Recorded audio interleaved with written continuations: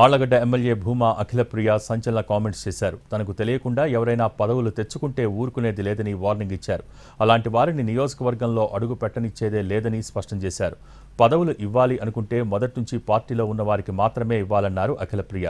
Party కోసం పనిచేయని వారికి పోస్టులు ఇవ్వడం కరెక్ట్ కాదన్నారామె.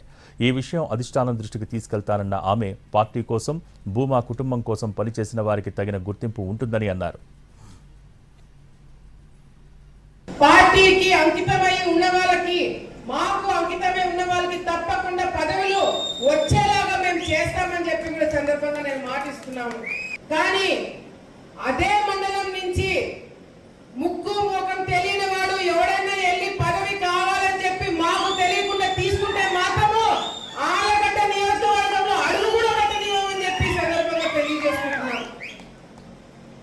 పార్టీ నుంచి మొదటి నుంచి ఉన్న వాళ్ళకి మీరు పదవులు ఇస్తే ఇవ్వండి, లేకపోతే అసలు పని చేయని వారికి పదవులు ఇస్తామంటే కూడా అది కరెక్ట్ కాదని చెప్పి పార్టీ దృష్టిలో కూడా మేము పెట్టడం జరుగుతుంది.